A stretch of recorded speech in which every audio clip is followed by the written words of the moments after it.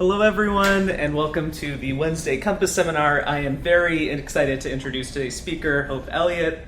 Hope Elliott is a fifth-year PhD candidate in Professor Cassandra Gaston's lab, and she studies how atmospheric deposition and major aerosol deposition events alter nutrient cycling and impact phytoplankton growth.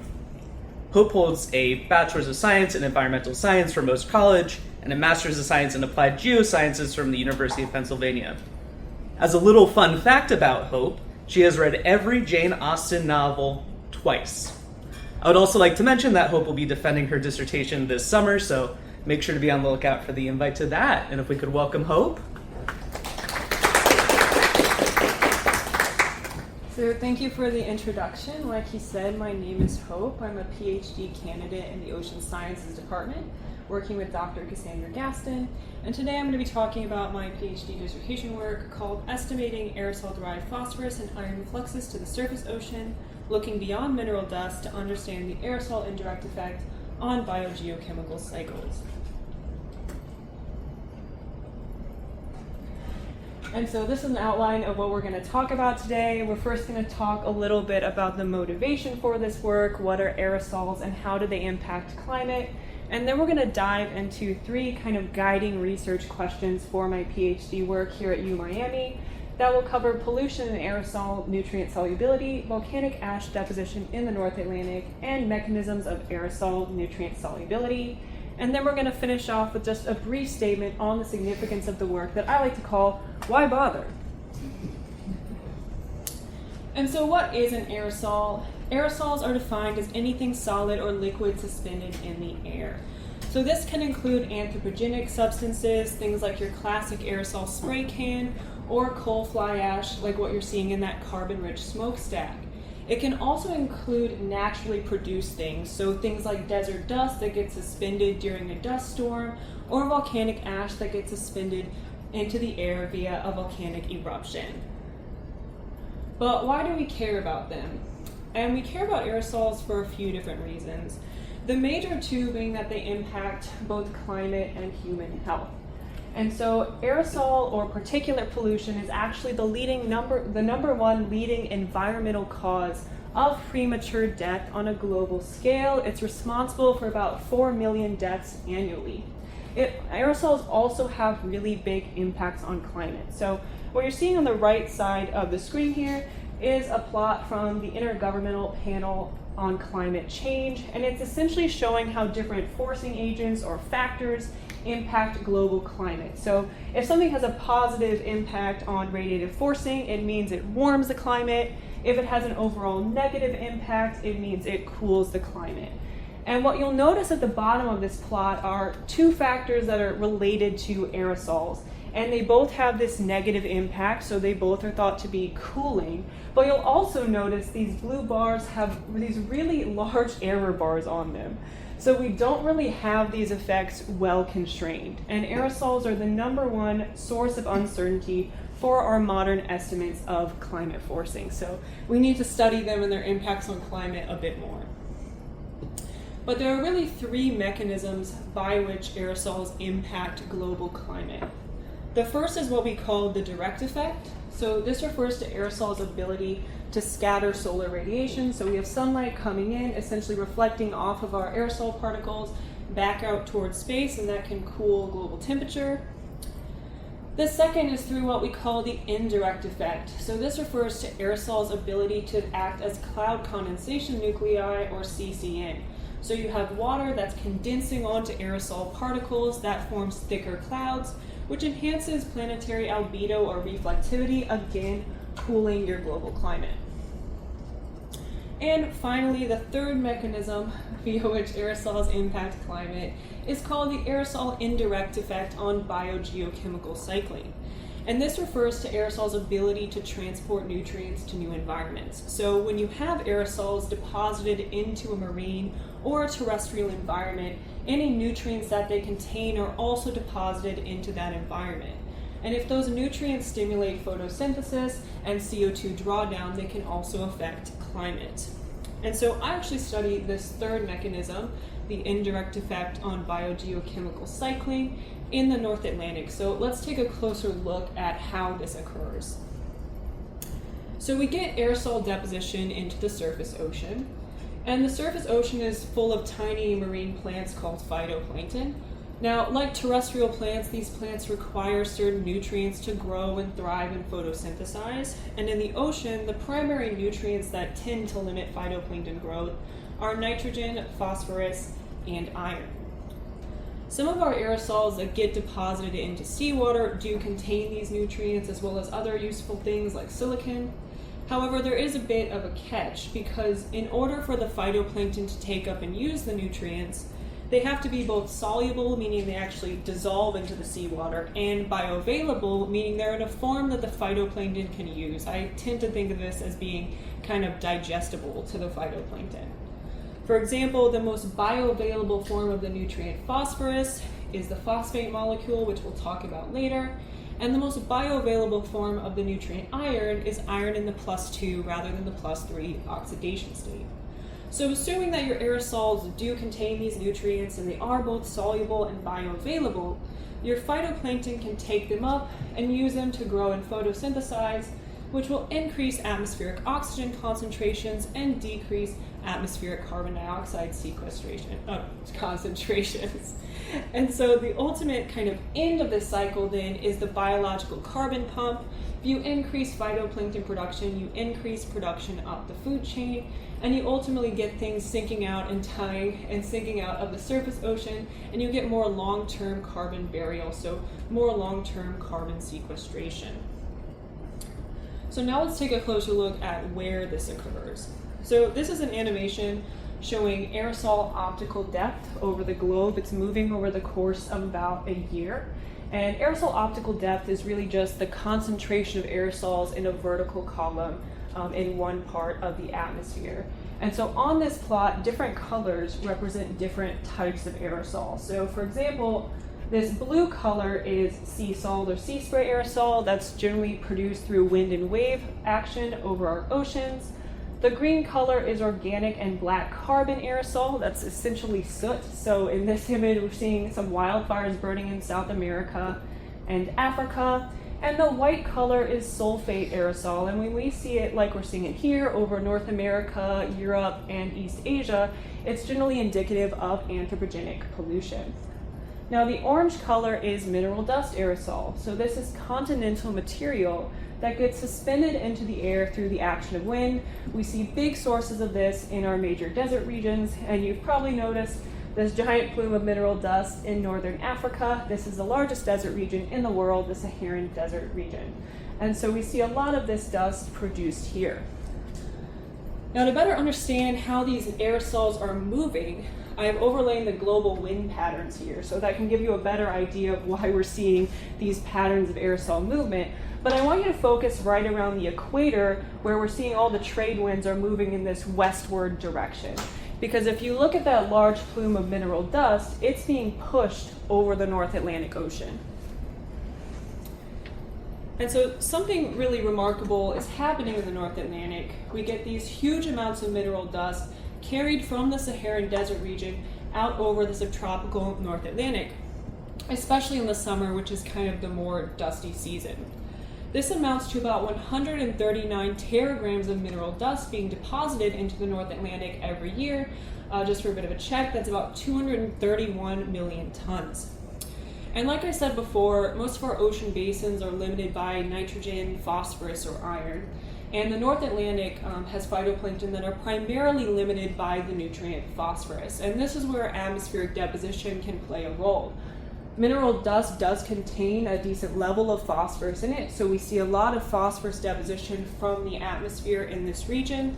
The issue is that only a small proportion of the total amount of phosphorus in the mineral dust is soluble and bioavailable, so not all of it can actually be used by the phytoplankton. But if you'll remember the animation we were looking at, we actually have several different types of aerosols moving over the North Atlantic. And if you concentrate on these circles here, you'll see that we have our mineral dust aerosol, but we also have this white sulfate aerosol, which, like I said, is pollution from North America over here and from Europe over here. And in these circles, it's kind of interacting with the mineral dust aerosol. And this is anthropogenic pollution. It's generally very acidic. And so what we see over the North Atlantic is actually the mineral dust interacting with the acidic pollution. And when the dust does this, it undergoes a process we call atmospheric processing or atmospheric aging. And that can make the mineral dust more acidic aerosol. It can also enhance the solubility and bioavailability of nutrients in the dust like phosphorus. So because of that, we see even more soluble phosphorus than we would normally see being deposited into this ocean basin from the mineral dust. And that allows a lot of species to flourish here, especially nitrogen fixers. For example, like the filamentous cyanobacterium pictured here called Trichodesmium. And so we know that phosphorus from mineral dust then is an important nutrient source for phytoplankton in the North Atlantic. What we don't really know is how much this occurs on a global scale. If you think back to the IPCC plot, we don't really know how to constrain the magnitude of this. And also this process is partially dependent on the interaction of the dust with acidic pollution. So if that goes away, it probably wouldn't be depositing as much soluble phosphorus. And so this leads into the three main research questions I'm going to cover today, which all have to do with nutrient cycling in this ocean basin. The first is, have reductions in acidic pollution reduced solubility of aerosol-derived phosphorus in the North Atlantic? Number two, besides mineral dust, what other types of aerosols deposit soluble phosphorus in this region? And number three, what factors control nutrient solubility in diverse aerosol types? So now we're going to talk about each of these questions and how my PhD work has addressed them. So if we start with question number one, have reductions in acidic pollution reduce solubility of phosphorus in aerosol? We know that that interaction between mineral dust and acidic pollution can enhance phosphorus solubility, but where does this acidic pollution historically come from?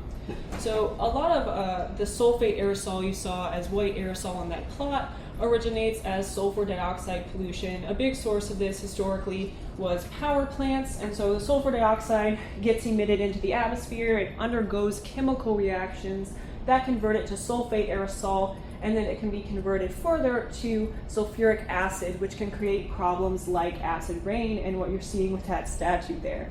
So acid rain is really damaging to statues and buildings. It also actually does a lot of damage to the receiving ecosystem because it can harm plants and do things like acidify lake systems. And acid rain was a really big concern in both the eastern US and Europe, especially in the 1980s.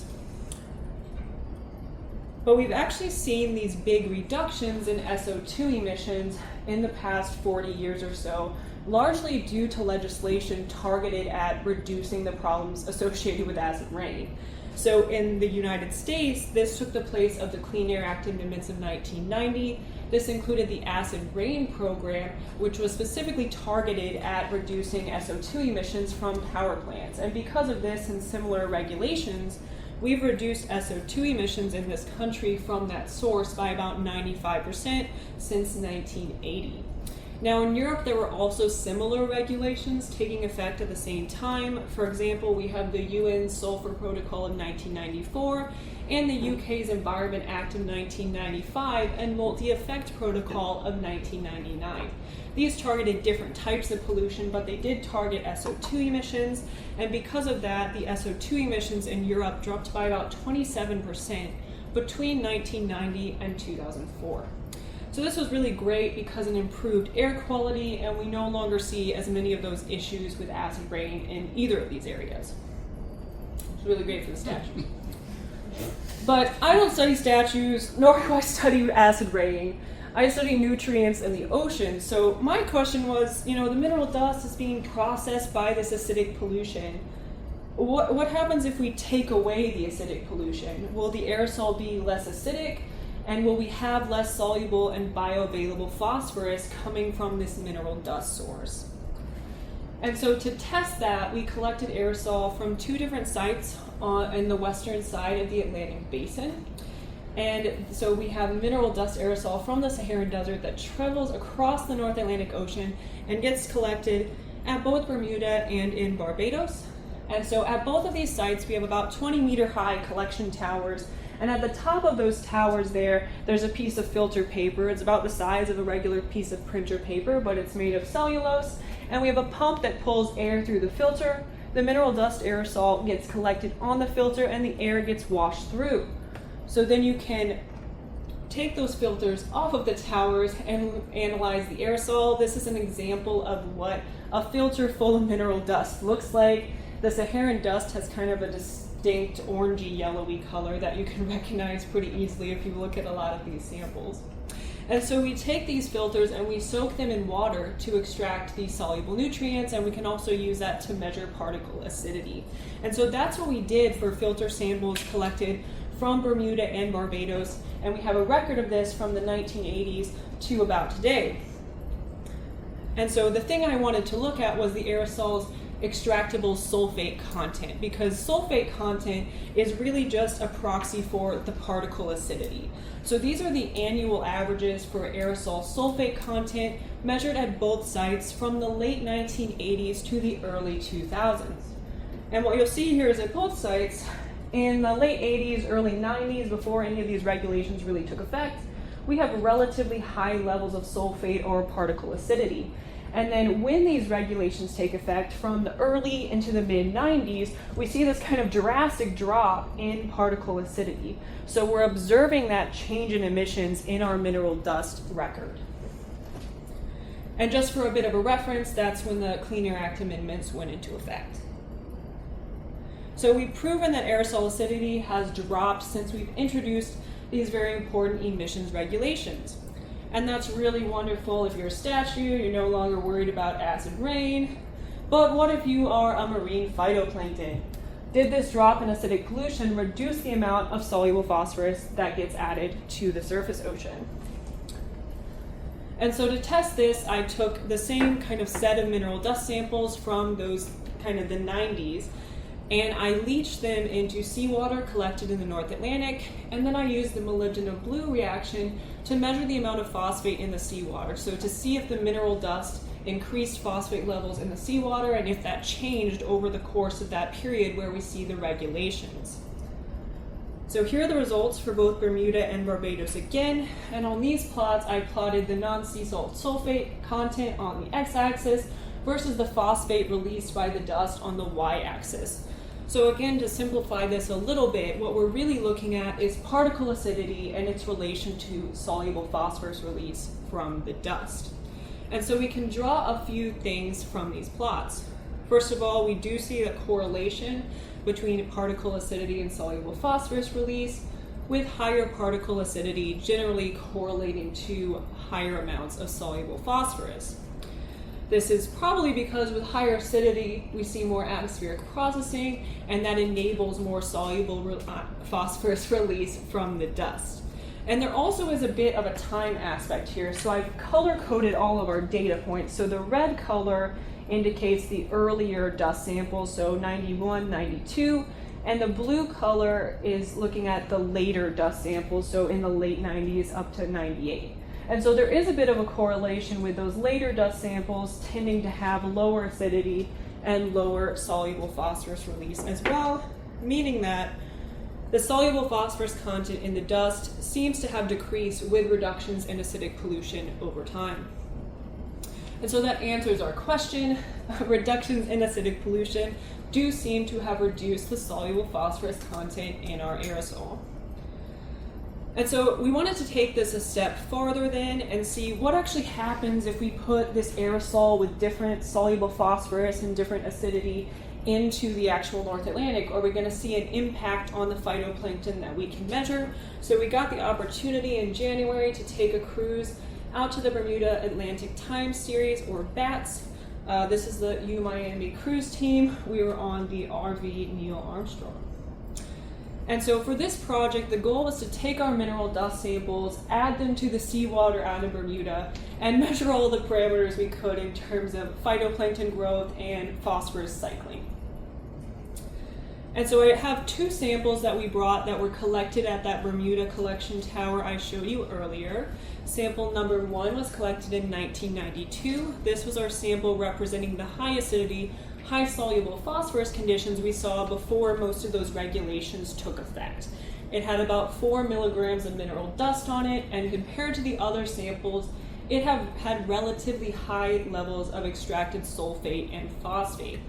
So this was going to be compared with sample number 2, which was collected in 1997 at that same Bermuda Tower. So this was our low acidity, low soluble phosphorus sample, which represented the mineral dust kind of after those regulations started to take effect. So we had about the same amount of dust being added, but lower sulfate and phosphate content. And so we took all of these samples. We also collected surface seawater. Here's us with the CTD. And then we added those samples to surface seawater collected at bats in bottles.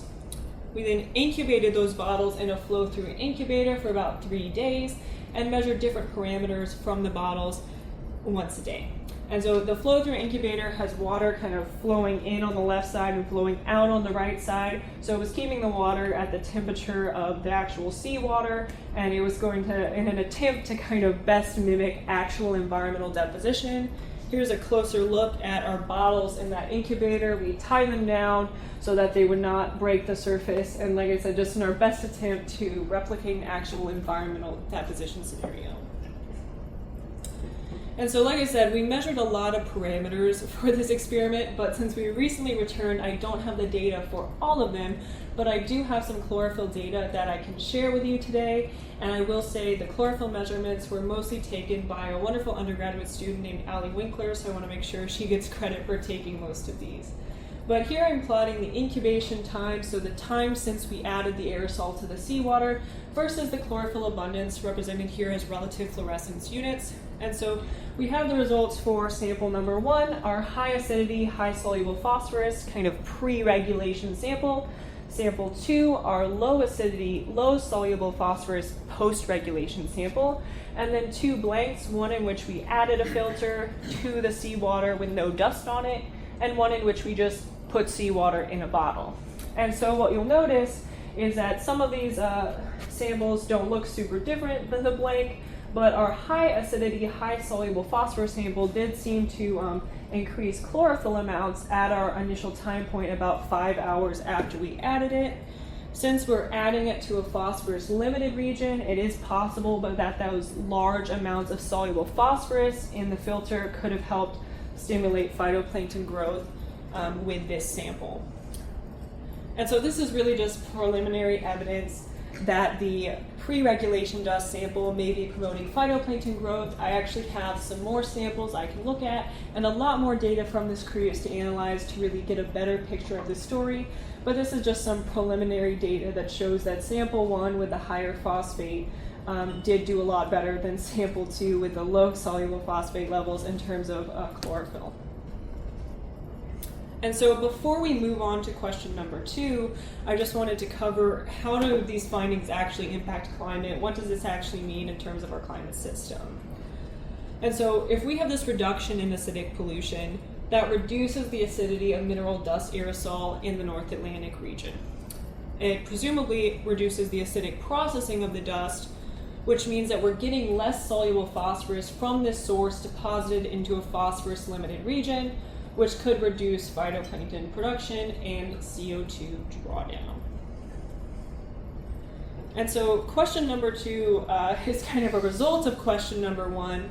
If we're not seeing as much soluble phosphorus come into this region from mineral dust as we were in, say, the 80s, what other sources of atmospheric phosphorus can we look into? I mean, we saw in the plot that there were a lot of different types of aerosols in this region.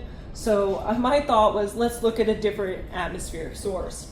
And so I got a really cool opportunity due to some large aerosol deposition events that occurred to look into volcanic ash as another potential source of aerosol-derived phosphorus to the North Atlantic basin.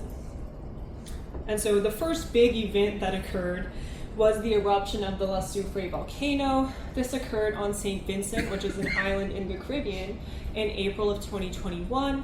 It was this volcano's first eruption in over 40 years, and it blanketed much of the subtropical North Atlantic with a lot of this kind of fine, powdery volcanic ash.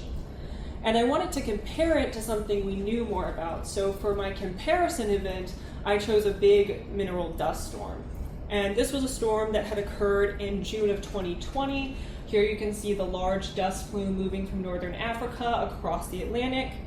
And this was kind of an unprecedented event. These are dust concentrations that we measured in Barbados on the western side of the basin. And this is the typical concentration of mineral dust in the air in June. And these are the concentrations we were seeing during the event. So it was about 5 times the typical concentration. Just as a bit of a guideline, the World Health Organization's guideline for this type of particulate pollution is about 45 micrograms per cubic meter, and we were reaching nearly quadruple those levels. So it was also a major health event. And because of the sheer magnitude of this dust storm, scientists started calling it the Godzilla dust event. So that's what I'm going to be referring to it as throughout the presentation. And so the question I wanted to answer was, is volcanic ash another source of soluble phosphorus to the North Atlantic Ocean? And so the first question was really, does the volcanic ash contain any phosphorus at all? Because we know the mineral dust contains some, but we don't know as much about volcanic material. So I took both types of aerosols and I digested them in a cocktail of nitric, hydrochloric, and hydrofluoric acid. And then I measured the total elemental composition using inductively coupled plasma mass spec, or ICP-MS. And the results are shown on the right, with the mineral dust having about 1.5 times the amount of total phosphorus as the volcanic ash. So the volcanic ash does contain some phosphorus, not as much as the mineral dust though. But remember, in order for the phytoplankton to actually use this phosphorus, it has to be soluble and actually dissolve into the water upon deposition, and bioavailable, or in a form that's essentially digestible to the marine microbes. And so to test this, we took our aerosols and we added them to coastal seawater collected here in Miami. So the first step was to take the mineral dust and volcanic ash, add them to seawater. We added them to bottles and incubated them for about 3 days. And we again used the molybdenum blue method to measure the amount of phosphate in the seawater over time. So we would see increases in phosphate versus having no aerosol if those aerosols actually did release phosphate into the solution. And so here are the results for this part of the experiment. The results for the ash are on your left, the results for the dust are on your right. Our control conditions are there with the dotted lines. The black line is a condition where we added high concentrations of volcanic ash.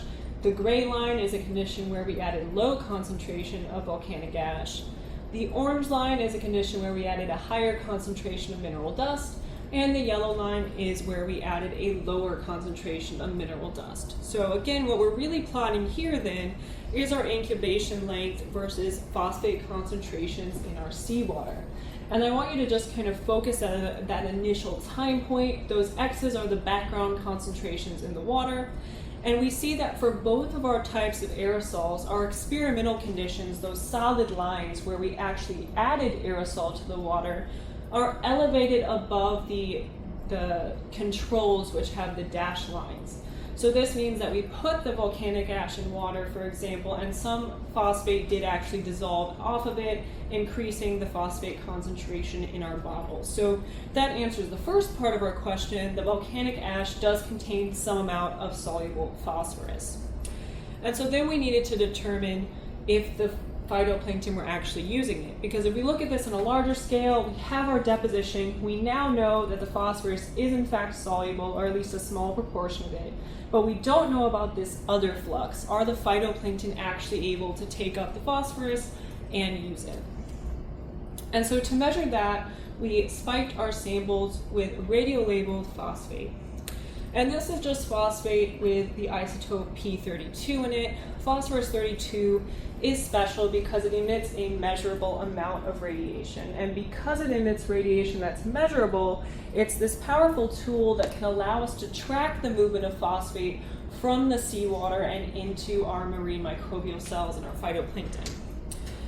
And so each day we spiked our samples with radiolabeled phosphate, and then we filtered them through a 0.2 micron filter.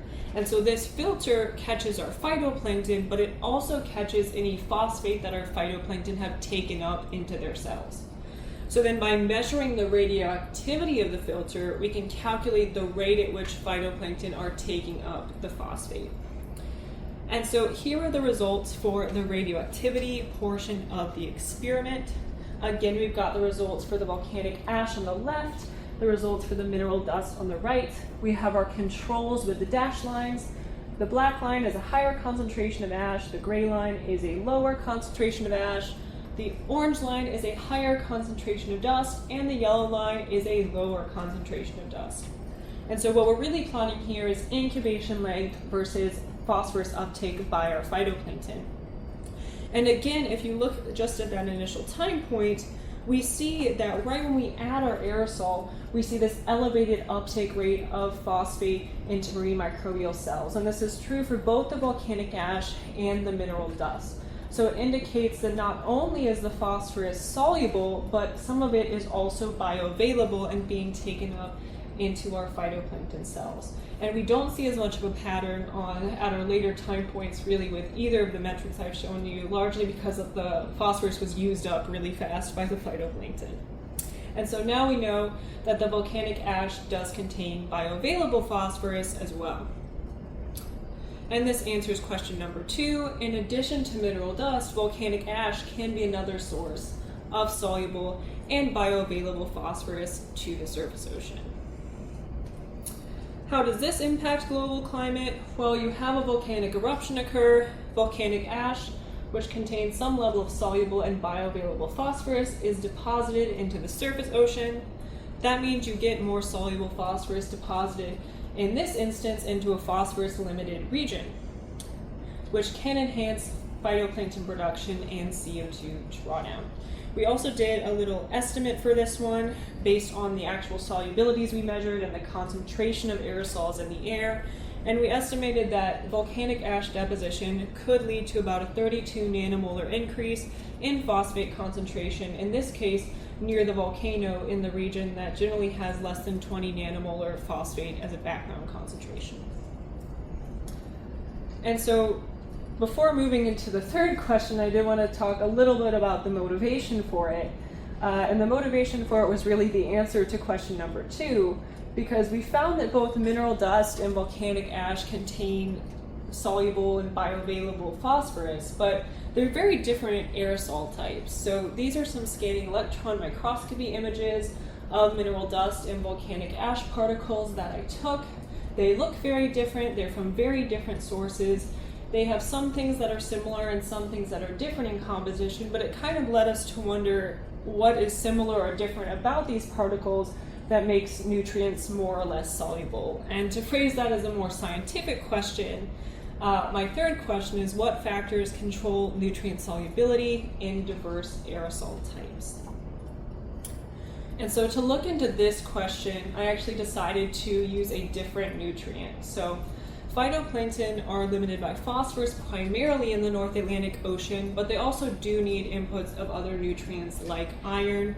And we wanted to look at iron because volcanic ash is thought to be a major atmospheric source of iron to the surface ocean, largely just because it's about 5% iron by weight. So it contains a lot of iron, especially compared to some of the other aerosol types we look at. And so for this project, I used volcanic ash collected from 2 different eruptions. The first one was one we already talked about, the La Soufrière eruption in April of 2021. This occurred on St. Vincent in the Caribbean. And it produced this really kind of fine, powdery ash. This is a scanning electron microscopy image of some of its particles. The second eruption was the eruption of the Cumbre Vieja volcano, which occurred in September of the same year. And this was on La Palma in the Canary Islands, so the other side of the Atlantic Basin. And this eruption produced a lot of fine ash. It also produced a significant lava flow. So it was very different in terms of eruptive style. And it also produced some particles that were very large and glassy. And so this is a picture of where we collected all of the samples I worked with for this project. We had one sample from La Soufrière, and that eruption, it was collected at our Barbados Tower, which was very close to the eruption site. Most of the ash from this eruption was very homogeneous and similar in composition and size, so we only worked with one sample. We had 3 samples from the Cumbre Vieja eruption. This ash was more heterogeneous based on where we collected it. So here I'm showing the location of 3 different samples that we worked with. This is the volcano on the island of La Palma, and then we collected samples at 3 different spots nearby. And so I also have just a few scanning electron microscopy images of particles from those eruptions. And on the right, we have their corresponding spectra showing the relative abundance of different elements. So the first one is a particle from the La Soufre eruption, and the second set of them are particles from the Cumbre Vieja eruption. And I don't want to spend much time on this, but I just wanted to note that we do see a lot of variability in terms of size and composition depending on which site we collected the Cumbre Vieja ash at. And so the first thing I really did for this project is measure total and soluble iron content in ash samples from both eruptions, our 1 sample from La Soufre and our 3 somewhat different samples from Cumbre Vieja. And so to measure total iron content, I did the same thing I did with the phosphorus. I dissolved all the samples in a triacid cocktail and then used ICP-MS to measure the total composition. And for our soluble iron content, I used a leach that's a 2-hour acetic acid-based leach with a 10-minute heating step that's really become this staple in the aerosol community for measuring soluble iron. And so the results are here on the right. We ultimately found that the Cumbre Vieja ash contained more total iron and more soluble iron than the ash from La Soufre. And this resulted in fractional iron solubilities of about 1% and about 3% for the different eruptions. So if you took a bunch of La Soufre ash, you put it in seawater, 1% fractional solubility means that about 1% of the total iron in the sample you put would dissolve into the water and potentially be bioavailable for phytoplankton.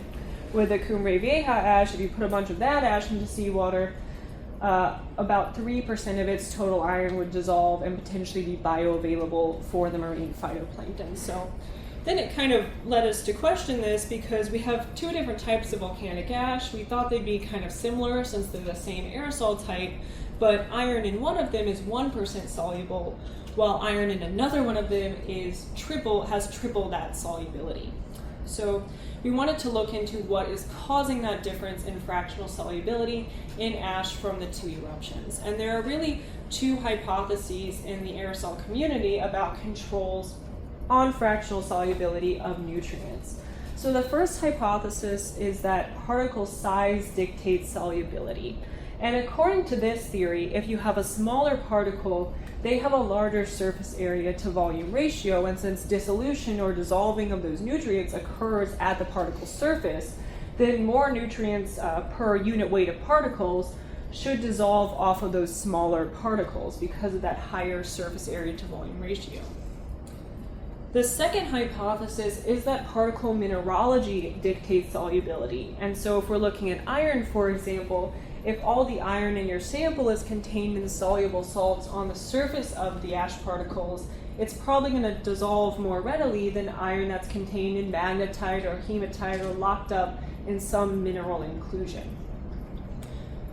And so to determine why iron in the Cumbre Vieja ash was more soluble, we measured both particle size and examined iron-specific mineralogy. And so if we look into hypothesis 1, the particle size hypothesis first, we looked at particle size a little bit with microscopy and a little bit with a Coulter counter and some other techniques. I have the Coulter counter results shown here. We ultimately found that the La Soufre particle's mode size was about 0.1 micron in diameter, and the Cumbre Vieja particle's mode size was about 1 micron in diameter. So these particles were quite a bit larger. Now, according to hypothesis 1, our smaller particles from La Soufre with the higher surface area to volume ratio should have higher iron fractional solubility, but based on our data, we're actually seeing the opposite. The larger particles from Cumbre Vieja are releasing more soluble iron. So for this project, that kind of debunks hypothesis 1 for our volcanic ash data. So then we wanted to look into hypothesis 2, which states that particle mineralogy would dictate solubility of the nutrients in our aerosols. And so to do this, we looked into iron-specific mineralogy using Mossbauer spectroscopy. And this is what the outputs for Mossbauer look like for La Soufre and Cumbre Vieja. The actual experimental outputs are these kind of black dash looking lines here for both of our samples. And there's a couple different types of information that Moschbauer can give you. The first thing it tells us is that because of that wide central doublet in both of the sample spectra, iron in the +2 rather than the +3 oxidation state is the dominant form of iron in both of our samples. The other thing we can do is match up the spectra for our samples with the spectra of known minerals, and that can tell us which minerals in the sample contain the iron. So that's what we've done with the colored lines. And we ultimately found that for both the La Soufre and the Cumbre Vieja ash, most of our iron was in two types of mineral groups, silicates like clinopyroxene and oxides like ilmenite and titanomagnetite. The silicates on these plots are modeled with the blue lines, and the oxides on these plots are modeled with the red lines. However, the distribution of the iron between the mineral groups varies between the types of ash from the different eruptions. So for La Soufre, about 56% of the total iron was in silicate minerals, with about 44% in oxide minerals. And for Cumbre Vieja, about 75% of the total iron in the sample was in silicates, with a smaller percentage in the oxides. And just to simplify this a bit more iron is in the oxides in the La Soufre ash compared to the Cumbre Vieja ash, and more iron is in silicates in the Cumbre Vieja ash. And so then I kind of decided to put my geologist hat on and think about how the differences in mineral structure would change the solubility of iron in these two different types of minerals. So if we're looking at a silicate mineral, this is clinopyroxene, which was one of our really our only most prominent silicate we saw in the ash. They have a structure that looks similar to this. So they're made up of a lot of silicate tetrahedra with silicon and oxygen. And if iron is in your silicate, it's in here linking the tetrahedra. And iron in this structure tends to break out relatively easily. So iron in silicates is known to dissolve relatively easily. If you put it in solution, it will kind of break out or rust out of that structure. We can also look at an oxide. This is titanomagnetite, which is really prominent in our samples, and this is the structure of hematite. But if we look at any oxide, the iron in the oxide generally is held there by pretty strong bonds to oxygen. So iron is much less likely to break out of this structure, and iron in oxides is generally not quite as soluble as iron in a silicate mineral.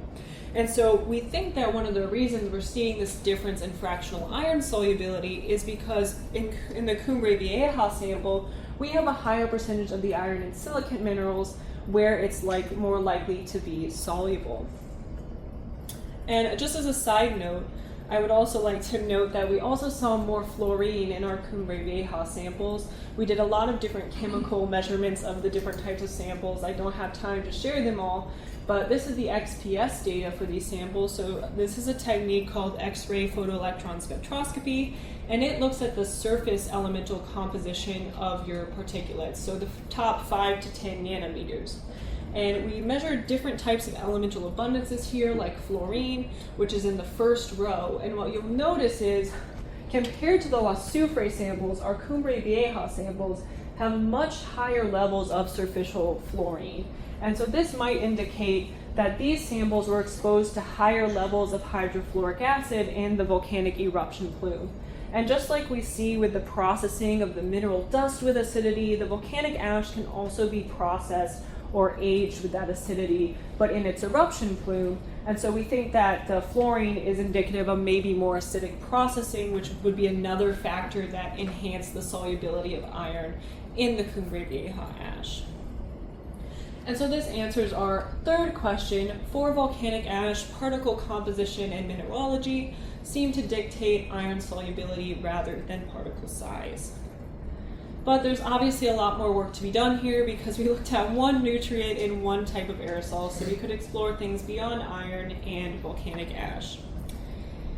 How does this one impact global climate? Well, if you have a volcanic eruption occur, volcanic ash contains soluble iron, which gets deposited into the surface ocean. But it depends on where it's being deposited and what exactly is being deposited. So based on our solubility estimates and our estimates for concentrations of the ash, if you have an eruption like La Soufre with those small particles with low soluble iron content, you're not really going to see an impact on the dissolved iron concentrations in the ocean's surface layer. If you have an eruption more similar to Cumbre Vieja, it's more similar to have an effect, and we estimated that it would have increased dissolved iron concentrations in the surface layer by about 0.1 nanomolar. Now, in the North Atlantic, that's more phosphorus limited, this probably didn't have much of an effect, but if you had a similar eruption in a more iron limited system, it might be stimulating phytoplankton growth.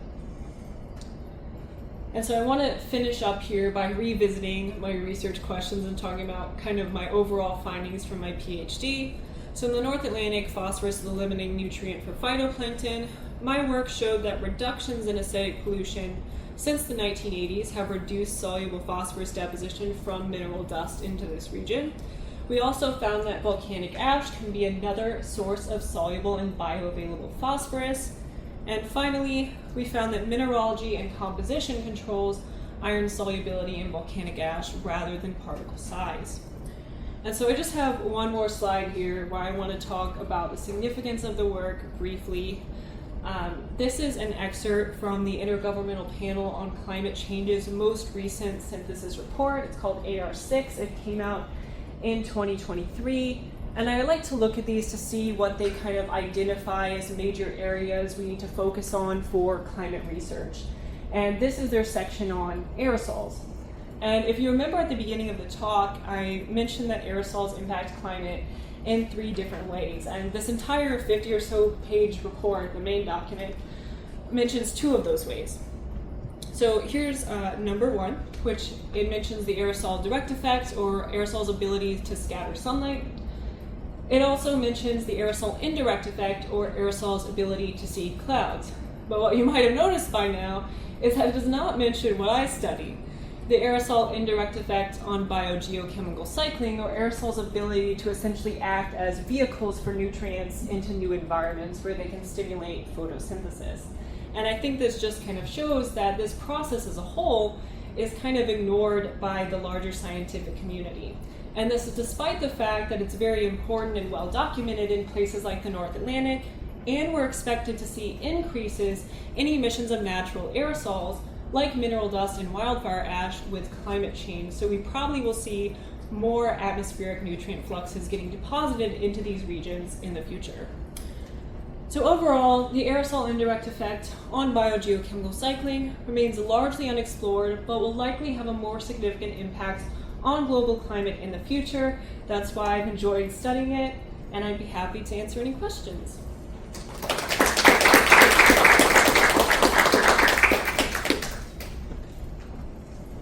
Any questions for Hope? Yes? John has his hand up. Oh, John. I think he can just unmute himself and we should be able to hear him. Okay, can you hear me? Yes. Can you hear me? Yes, we can hear you. Oh, great. Yeah, interesting talk. There are a couple of additional things that I was wondering about. James Hansen recently pointed out that the change of bunker fuel for transoceanic shipping in recent years has shifted away from crude bunker C, kind of high sulfur type of fuel, to a cleaner burning fuel for the same reason we cleaned up power plants. And these ships are in direct proximity to the ocean, and the effect of this change in fuel and the reduced acidity of the resulting plumes and ash from these ships may be a major source of change in the oceanic uptake, perhaps. Yeah, no, that's really interesting. I haven't looked as much very recent data, but I'm sure that would have a very large effect. Yeah, and then the second question had to do with the enhanced growth of sargassum weed, which is occurring more abundantly in the eastern parts of the Atlantic and being carried across the ocean by equatorial current systems and trade wind effects. Do you think that the uptake of nutrients by the seaweed may be responding in much the same way as the phytoplankton. I mean, I think it's definitely possible. I know we have some collaborators who are working on some sargassum projects at our Barbados site now, so I probably will know a bit more about that in the next few months. I haven't personally studied sargassum, but I think it would certainly be possible that the atmospheric inputs changing have a big effect on that as well. Okay, thank you. Thank you. Yeah. Are these the dust plumes? Do they happen like annually at like a certain time, and are they associated with with algal bloom events? And has there been any evidence that those are like getting smaller as the phosphate is kind of going down? Yeah, so our peak dust season is like June, July over the North Atlantic. That's the summer is kind of the dusty season. So if we see like a big event, it's usually at that time of year. A lot of the data, there's a lot of aerosol addition experiments with dust that I've seen. I haven't seen anyone do more aerosol addition experiments with like historical dust samples like I was doing here. So I don't think there's a real record of any type of phytoplankton response getting smaller with the pollution reductions. There's also a lot of issues with some of our larger scale attempts to look at the phytoplankton responses, because when you use satellite data, sometimes it's hard to kind of get through the aerosols to see what's going on in the water. So yeah, I don't know of other experiments that use samples from like the 90s like we did to actually try and capture the change in acidity, but hopefully we'll know about that in a few weeks when I finish working up the data. Any other questions, Brian? Yeah. Maybe just to follow along, but first off, this is the most lucid talk I've sat through in a long time. That was just a lovely education. Thank you. What is this response time for the phosphorus limited phytoplankton? Is it days or hours? And you're trying to look for a decadal trend, which is 1 degree of freedom. It's a coin flip. It goes up or goes down. We don't even have a theory for how much, so you only have the sign. But if you're statistically looking for an effect, you get a lot more degrees of freedom if you looked at, as he's saying, maybe outbreaks or incidents or whatever, and put ocean color and things on the time scale of the actual response of the actual system be maybe more incisive. Yeah, I think we're hoping that PACE improves our ability to do that. I went to the PACE workshop over at NASA Goddard a summer or so ago, and they kind of indicated that hopefully we'd be able to improve our satellite-based analysis of things like the dust and the chlorophyll concentrations at the same time. Because we have some events like the volcanic eruptions, the wildfires, things like that, where we do have a lot of papers and things like that where we have those simultaneous detection of the chlorophyll, but then some really recent work, especially I know from Kelsey Bisson, who I think is at NASA Goddard now, that has said, we've had these terrible interferences and we way overestimated the phytoplankton response. But the first part of the question, like it would be a very quick response to the deposition because of the from everything I've seen. So, Same day or whatever. Yeah, and the lifetime of the organisms we're looking at, and the fact that everything's sinking out. I went to, I think at Ocean Sciences last year, there was a presentation that said the dust might make it several days in the surface layer, but I've done a lot of leaching time experiments, and the maximum like phosphorus release happens after about 10 hours, so after that it's kind of irrelevant if it's still in the surface layer.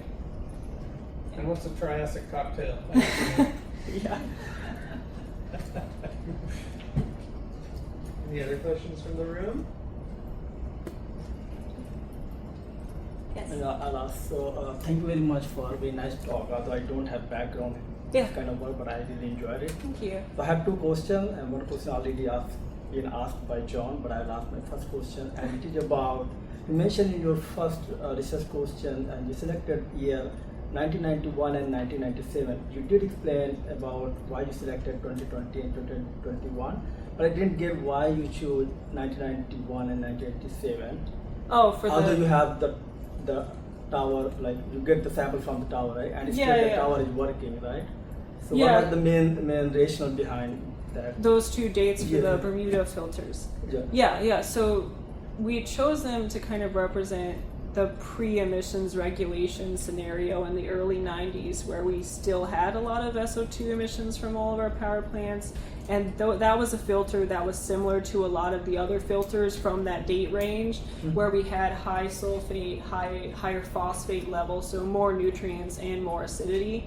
And then the other filter was just, again, it was a representative sample of the samples that we were getting in the late 90s, early 2000s. The year was not like a specific year we chose, it was just the levels of sulfate and phosphate, so acidity and nutrients, were representative of that late 90s, early 2000s group. So the exact year was not like a super important choice. It was just, it was very representative of the type of, the characteristics of the dust we were seeing after the regulations occurred. Okay. I know the 1991 is kind of we have one volcanic eruption, but 1997 also we have very strong Aerosol. So I'm just thinking like if you look at like 2003, 2004, another year. Yeah. So I'm just curious. Yeah, to know, yeah. Have you looked at some other years as well, just to make sure if you get consistent? Oh, to make sure it's consistent. Yeah. So we leached a lot of samples that were from other years in between. And so that's why we didn't put them in water. But what I did do is I put other samples from about the same years that were collected at the Barbados site in water as well as a check. And so it showed very similar data. That's why I didn't show it here. But so we did it at both the Bermuda and the Barbados site with kind of those it was actually 4 representative samples then, and it showed a very similar pattern with chlorophyll. So that was kind of our check, but I didn't have too much time to talk about it today. Thank you. Yeah, thanks. Anyone on Zoom for final questions? Yeah. Liz. John, I'm going to let Liz ask a question. Sure. Hello? Yeah, Can I ask? we can hear you. Go ahead. Yeah, the difference in the particle nature in volcanic eruptions depends greatly on a couple of factors. One of them is it an underwater eruption in shallow water where you get a tremendous amount of explosive character to the eruption, and you can get the same sorts of things when you have eruptions under ice, such as you find in Iceland frequently for the major volcanoes. So you get tremendously more surface area, I think, on the ash particles in these explosive situations. Yeah, no, I definitely think so. One of the things with the size argument, is the surface area argument, but our large particles were very porous and whatnot, so I think the surface area was actually quite large on the large-sized particles, so. Oh, okay. Thank you. Yeah, thanks. Did you have a question? Yeah. I might have missed this. Sorry if I did. The Cumbre Vieja? Yeah. So that was one volcano eruption. Yes. But you had 3 different geographic collection sites. Yes. But it all came from the same volcano. Yeah, it was all from the same eruptive event. So I was just curious, why do you think, I think it was the west site Yeah. had the highest iron solubility? Yeah, Spark so, flux? yeah, out of those 3, I might be able to go back, maybe not.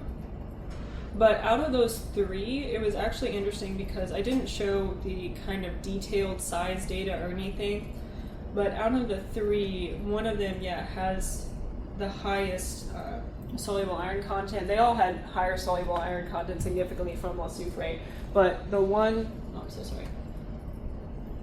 The one with the highest iron there was the smallest particle size from that eruption. So I actually think we were seeing the major influences were composition and mineralogy and all that, but I think there was kind of a secondary influence on particle size. And our collaborators who collected this for us at Cornell were also looking at, wind patterns and how long it would have been exposed to the volcanic plume. So maybe that played a factor as well. Let's thank Hope one more time for amazing talk. Thanks for stopping by for her defense this summer. Thank you.